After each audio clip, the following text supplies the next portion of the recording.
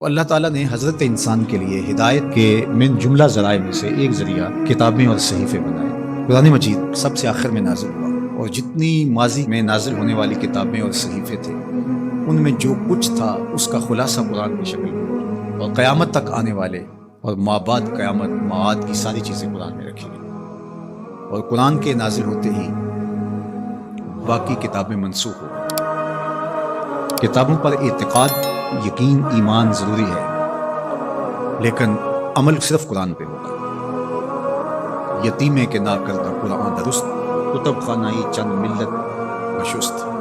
ابھی قرآن مکمل نہیں ہوا کہ پچھلی کتابیں منسوخ ہو گئی۔ قرآن کے پہلے حرف سے ہی پچھلی کتابیں منسوخ ہیں۔ تاروں سے کہو اب کوچ کریں خورشید منورات، تو ہمارا پچھلی کتابوں پر ایمان لانا ضروریات دین سے ہے، لیکن عمل قرآن پہ ہوگا۔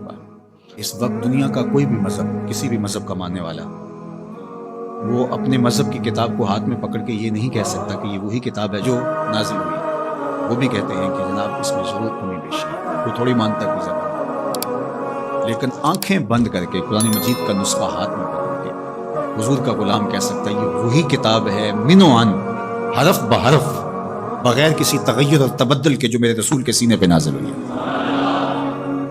تو یہ چیز کس قدر تیقن پیدا کرتی ہے، کس قدر یقین کی بجلیاں پیدا کر دیتی ہے سینے میں۔ پھر آنکھیں بند کر کے عمل کیوں نہیں کریں گے؟ کتاب پر ایمان لانے کا مطلب پوری کتاب پر ایمان لانا، اس کے تقاضوں پر ایمان لانا، اس کے احکام کو ماننا، اور اس کے نواہی سے اجتناب کرنا، یہ تقاضا ہے اس ایمان کا۔ یہ نہیں کہ جو چیز سمجھ میں آئے، پسندیدہ ہو، نفس پر شاک نہ ہو، نفس کو مرغوب ہو، محبوب ہو، اس پر تو عمل بھی ہو، اس پر بات بھی ہو، اور جو چیز نفس پر شاک ہو تو اس کو جو ہے وہ چھوڑ دیا جائے۔ تو یہ ایمان کا مفہوم نہیں ہے۔ ایمان کا مفہوم یہ ہے کہ پوری کتاب پہ ایمان لایا جائے۔ اور جبریل امین حضور کے قلب اطہر پر القاء کیا ہے قرآن کو، حضور کی زبان پہ نہیں اترا، حضور کے دل پہ، بلکہ جب حضور کے قلب اطہر پر قرآن اترتا تو آقا کریم جلدی جلدی اس کو زبان پہ لاتے، تو آواز آئی لا تحرک بہی لسانک لتعجل بہی۔ اللہ اکبر، محبوب جلدی نہ کیجئے، جس رب نے قلب میں اتارا ہے وہ زبان پر بھی نہیں۔ تو وہ حرف و صوت سے مرکب نہیں تھا، وہ ایک کیا اس کے لیے لفظ کہیں، چونکہ یہاں لفظ بھی دم توڑتے ہیں، یہاں حرف بھی سوختہ پا ہے، یہاں تخیل کا مرغ عقل بھی تھک کے گر جاتا ہے۔ وہ جانے اور وہ جانے کیسے دیا ملائے اعلیٰ میں۔ وہ منظر بھی تو ہم دیکھتے ہیں کہ رب اپنے محبوب سے پوچھتا ہے کہ یہ فرشتے کیا بات کر رہے ہیں، تو حضور معذرت کرتے ہیں، تو اللہ تعالیٰ اپنا دست قدرت، اب یہاں اور کیا کہا جائے، کسی اور کا ہوتا تو ہاتھ کہہ لیتے، لیکن یہاں تو دست قدرت، فوضع کفہ بین کتفی، تو اس نے دست قدرت میرے دو کندھوں کے درمیان رکھا۔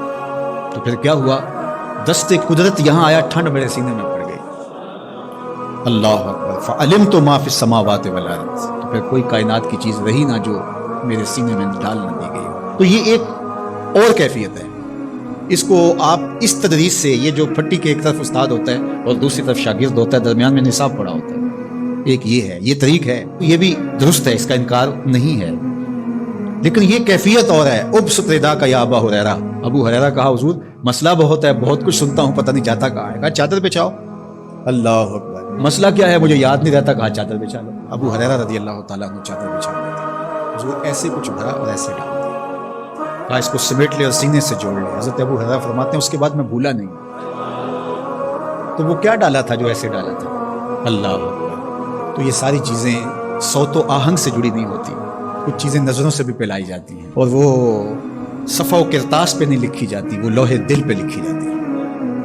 اس لیے فرمایا کہ ہم نے آپ کے سینے پہ قرآن نازل کیا، اور اس کی وجہ بھی بیان کی، اس لیے کہ ہم آپ کے سینے کو قرار عطا کریں، تسکین ملے، قرار ملے، مضبوط کریں آپ کے سینے کو۔ اللہ اکبر، حق ہے اس کتاب کا ایمان، اور ایمان بھی مکمل کامل رکھ